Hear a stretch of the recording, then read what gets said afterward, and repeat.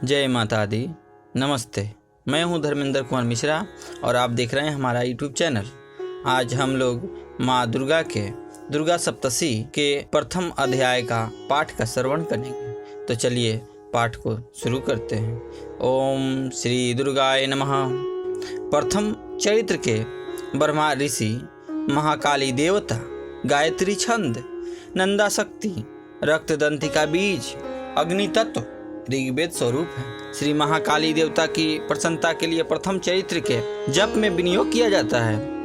भगवान विष्णु सो जाने पर मधु और कैटभ को मारने के लिए कमल जन्मा ब्रह्मा जी ने जिनका स्तवन किया था, जिनका ध्यान किया था, उस महाकाली देवी का मैं सेवन करता हूँ, मैं उनका ध्यान करता हूँ। वे अपने 10 हाथों में खड्ग, चक्र, गदा, बाण, धनुष, परिध, शूल, भुसुंडी, मस्तक और शंख धारण करती है। उनके 3 नेत्र हैं। वे समस्त अंगों में दिव्य आभूषणों से विभूषित हैं। उनके शरीर की कांति नीलमणि के समान है तथा वे 10 मुख और 10 पैरों से युक्त हैं। मार्कंडेय जी बोले, सूर्य के पुत्र सावर्णिक जो 8वें मनु कहे जाते हैं, उनकी उत्पत्ति की कथा विस्तार पूर्वक कहता हूँ, सुनो। सूर्य कुमार महाभाग सावर्णी भगवती महामाया के अनुग्रह से जिस प्रकार मनवंतर के स्वामी हुए, वहीं प्रसंग सुनाता हूँ। पूर्व काल की बात है। स्वरोचित मनवंतर में सूरथ नाम के एक राजा थे जो चैत वंश में उत्पन्न हुए थे। उनका समस्त भूमंडल पर अधिकार था। वे प्रजा का अपने ओर से पुत्रों की भांति धर्मपूर्वक पालन करते थे। तो भी उस समय कुल विध्वंसी नाम के क्षत्रिय उनके शत्रु हो गए। राजा सूरथ की दंड नीति बड़ी प्रबल थी। उनका शत्रुओं के साथ संग्राम हुआ। यद्यपि कुल विध्वंसी संख्या में कम थे, तो भी राजा सूरथ युद्ध में उनसे परास्त हो गए। तब वे युद्ध भूमि से अपने नगर को लौट आए और केवल अपने देश का राजा होकर रहने लगे। समूचे पृथ्वी से अब उनका अधिकार जाता रहा, किंतु वहां भी उन प्रबल शत्रुओं ने उस समय महाभाग राजा सूरथ पर आक्रमण कर दिया। राजा का बल क्षीण हो चुका था, इसलिए उनके दुष्ट बलवान एवं दुरात्मा मंत्रियों ने वहां उनकी राजधानी में भी राजकीय सेना और खजाने को हथिया लिया। सूरत का प्रभुत्व नष्ट हो चुका था, इसलिए वे शिकार खेलने के बहाने घोड़े पर सवार होकर वहां से अकेले ही एक घर से घने वन में चले गए। वहां उन्होंने विप्रवर मेघा मुनि का आश्रम देखा, जहां कितने ही हिंसक जीव जो अपनी स्वभाव की हिंसा वृत्ति को छोड़कर परम शांत भाव से रहते थे। मुनि के बहुत से शिष्य उस वन की शोभा बढ़ा रहे थे। वहां जाने पर मुनि ने उनका सत्कार किया और वे उन मुनि श्रेष्ठ के आश्रम पर इधर उधर विचरते हुए कुछ काल तक रहे। फिर ममता से आकृष्टित होकर वहां इस प्रकार चिंता करने लगे, पूर्व काल में मेरे पूर्वजनों ने जिसका पालन किया था, वही नगर आज मुझसे रहित है। मेरा राज छूट गया। पता नहीं मेरे दुराचारी भृत्यगण उसकी धर्मपूर्वक रक्षा करते हैं या नहीं। जो सदा मद की वर्षा करने वाला सूरवीर था, वह मेरा प्रधान हाथी अब शत्रुओं के अधीन होकर न जाने किस भोगों को भोगता होगा। जो लोग मेरी कृपा, धन और भोजन पाने से सदा मेरे पीछे पीछे चलते थे, वे निश्चय ही अब दूसरे राजाओं का अनुसरण करते होंगे। उन अपव्ययी लोगों के द्वारा सदा खर्च होते रहने के कारण अत्यंत कष्ट से जमा किया हुआ मेरा वह खजाना खाली हो जाएगा। ये तथा और भी कई बातें राजा सूरथ निरंतर सोचते रहते थे। एक दिन उन्होंने वहां विप्रवर मेघा मुनि के आश्रम के निकट एक वैश्य को देखा, एक व्यापारी को देखा। वैश्य मतलब व्यापारी। उससे पूछा, भाई तुम कौन हो? यहाँ तुम्हारे आने का क्या कारण है? तुम क्यों शोकग्रस्त हो और अनमने से दिखाई देते हो? राजा सूरथ का यह प्रेम पूर्वक कहा हुआ वचन सुनकर वैश्य ने विनीत भाव से उसे प्रणाम करके कहा। वैश्य बोला कि हे राजन, मैं धनियों के कुल में उत्पन्न हुआ एक वैश्य हूँ। मैं बहुत ही धनी के कुल में जन्मा हुआ हूँ। मेरा नाम तो समाधि है। मेरे दुष्ट स्त्री पुत्र ने धन के लोभ से मुझे ही घर से बाहर निकाल दिया। मैं इस समय धन, स्त्री और पुत्रों से वंचित हूँ। मेरे विश्वसनीय बंधुओं ने मेरा ही धन लेकर मुझे दूर कर दिया, इसलिए दुखी होकर मैं वन में चला आया हूँ। यहाँ रहकर मैं इस बात को नहीं जानता कि मेरे पुत्रों की, स्त्री की और स्वजनों की कुशल है या नहीं। इस समय घर में वे कुशल रहते हैं अथवा उन्हें कोई कष्ट है। वे मेरे पुत्र कैसे हैं? क्या वे सदाचारी हैं अथवा दुराचारी हो गए हैं? राजा ने पूछा कि जिस लोभी स्त्री पुत्र आदि ने धन के कारण, धन के लोभ में तुम्हें घर से निकाल दिया, उनके प्रति तुम्हारे चित्त में इतना स्नेह का बंधन क्यों है? वैश्य बोला आप मेरे विषय में जैसी बात कहते हैं वह सब ठीक है, किंतु क्या करूं, मेरा मन निष्ठुर नहीं धारण करता।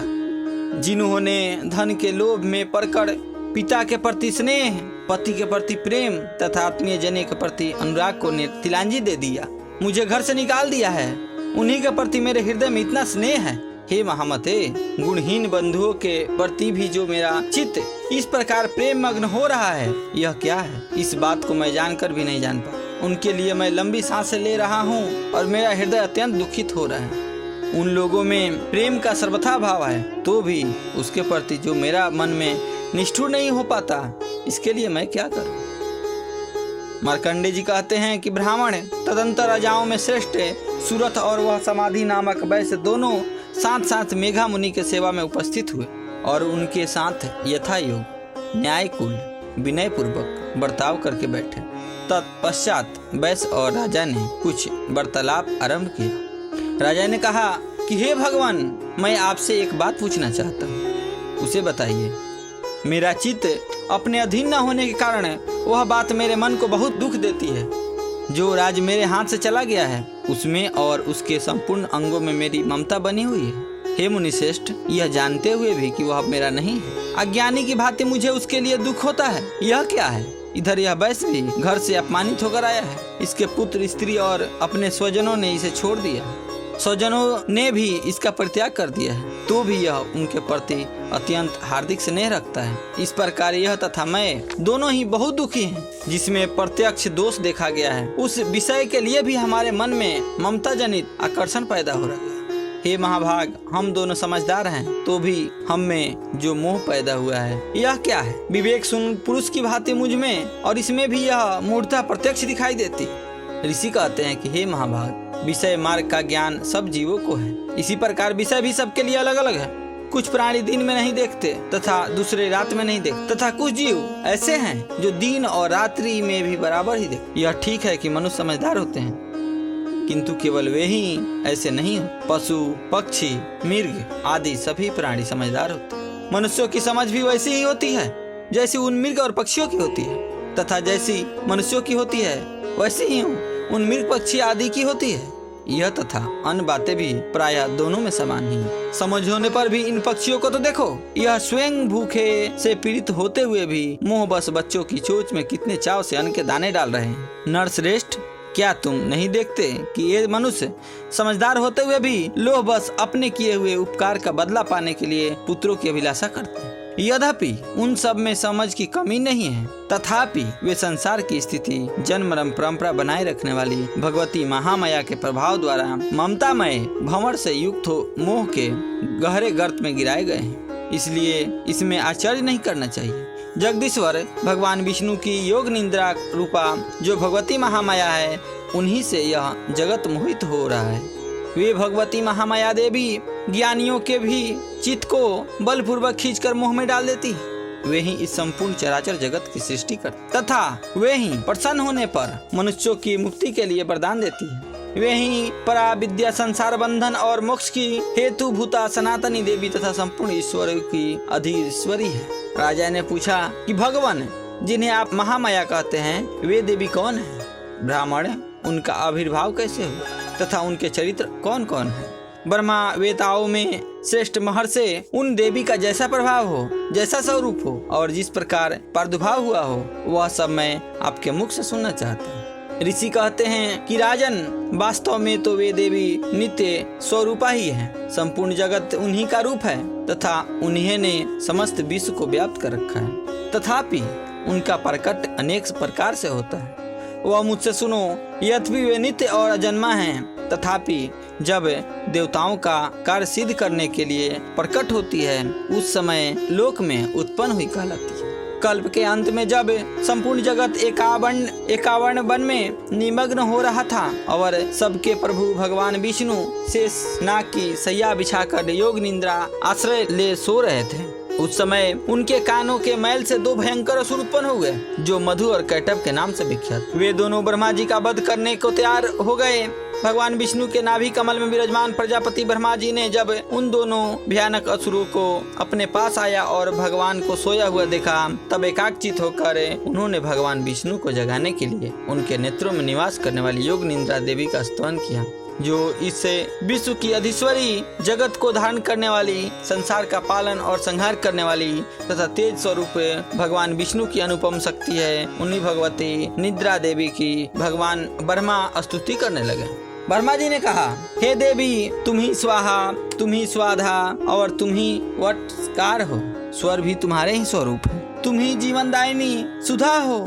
नित्य अक्षर, प्रणवाक्षर, आकार, उकार, मकार, इन 3 मात्राओं के रूप में तुम ही स्थित हो तथा इन 3 मात्राओं के अतिरिक्त जो बिंदु रूपा नित्य अर्धमात्रा है, जिसका विशेष रूप से उच्चारण नहीं किया जा सकता, वह भी तुम ही हो। देवी, तुम ही संध्या, सावित्री तथा परम जननी हो। देवी, तुम ही इस विश्व को, ब्रह्मांड को धारण करने वाली हो। तुमसे ही इस जगत की सृष्टि होती है, तुम ही इसका पालन होता है और सदा तुम ही कल्प के अंत में सबको अपना ग्रास बना लेती है। जगतमयी देवी, इस जगत की उत्पत्ति के समय तुम सृष्टि रूपा हो, पालन काल में स्थिति रूपा हो तथा कल्पांत के समय संहार रूप धारण करने वाली हो। तुम ही महाविद्या, महामाया, महामेघा, महास्मृति, महामोह रूपा, महादेवी और महासुरी हो। तुम ही तीनों गुणों की उत्पन्न करने वाली सबकी प्रकृति हो। भयंकर कालरात्रि, महारात्रि और मोहरात्रि भी तुम ही हो। तुम ही श्री ईश्वरी, तुम ही ह्रीं और तुम ही बोध स्वरूपा बुद्धि हो। लज्जा, पुष्टि, तुष्टि, शांति और क्षमा भी तुम ही हो। तुम खड्ग धारणी, शूल धारणी, घोर रूपा और धनुष धारण करने वाली हो। बाण, भुसुंडी और परिध, ये भी तुम्हारे अस्त्र हैं। तुम सौम और सौम्यंतर हो। इतना ही नहीं, जितने भी सौम्य एवं सुंदर पदार्थ हैं, उन सब की अपेक्षा तुम अत्यधिक सुंदरी हो। पर और अपर, सबसे परे रहने वाली परमेश्वरी तुम ही हो। सर्वस्वरूपे देवी, कहीं भी सत्य असत्य जो कुछ वस्तुएं हैं और उन सब की जो शक्ति हैं, वह तुम ही हो।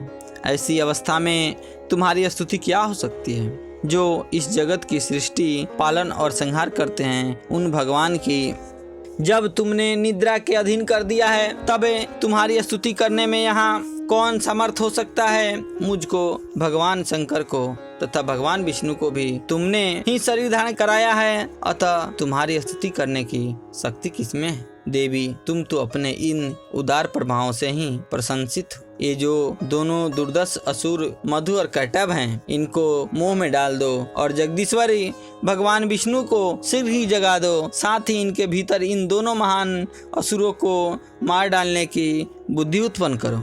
ऋषि कहते हैं कि राजन, जब ब्रह्मा जी ने वहाँ मधु और कैटभ को मारने के उद्देश्य से भगवान विष्णु को जगाने के लिए तमोगुणी अधिष्ठात्री देवी योग निद्रा की सब इस प्रकार स्तुति की, तब वे भक्त भगवान ने नेत्र, मुख, नासिका, बाहु, हृदय और वक्ष स्थल से निकलकर अबे जन्मा ब्रह्मा जी की सृष्टि के समक्ष खड़ी हो गई। योग निद्रा से मुक्त होने पर जगत के स्वामी भगवान जनार्दन उसे एकावर्ण के जल में शेषनाग की शैया पर जाग उठे। फिर उन्होंने उन दोनों असुरों को देखा। वे दुरात्मा मधु और कैटभ अत्यंत बलवान तथा प्रक्रमी थे और क्रोधे से लाल लाल आंखें किए ब्रह्मा जी को खा जाने के लिए उद्योग कर रहे थे। तब भगवान श्री हरि उठकर उन दोनों के साथ 5000 वर्षों तक केवल बाह्य युद्ध किया। वे दोनों भी अत्यंत बल के कारण उन्मत्त हो रहे थे। इधर महामाया ने भी उन्हें मोह में डाल रखा था, इसलिए वे भगवान विष्णु से कहने लगे, हम तुम्हारी वीरता से संतुष्ट हैं, तुम हम लोगों से कोई वर मांगो। श्री भगवान बोले, यदि तुम मुझ पर प्रसन्न हो तो अब मेरे हाथ में मारे जाओ, बस इतना सा ही मैं वर मांगा है, यहाँ दूसरे किसी वर से क्या लेना। ऋषि कहते हैं, इस प्रकार धोखे में आ जाने पर जब उन्होंने संपूर्ण जगत में जल ही जल देखा, तब कमलय भगवान ने कहा, जहाँ पृथ्वी जल में डूबी न हो, जहाँ सूखा स्थान हो, वहीं हमारा वध करो। ऋषि कहते हैं, तब तथास्तु कहकर शंख चक्र और गदा धारण करने वाले भगवान ने उन दोनों के मस्तक अपनी जांघ पर रखकर चक्र से काट डाले। इस प्रकार ये देवी महामाया ब्रह्मा जी की स्तुति करने पर स्वयं प्रकट हुई अब पुनः तुमसे इनके प्रभाव का वर्णन करता हूँ, सुनो। इस प्रकार मार्कंडेय पुराण में सावर्णी के मनमंत्र की कथा के अंतर्गत देवी महात्म्य मधु कैटभ वध नामक पहला अध्याय पूरा हुआ। ओम जय माता दी।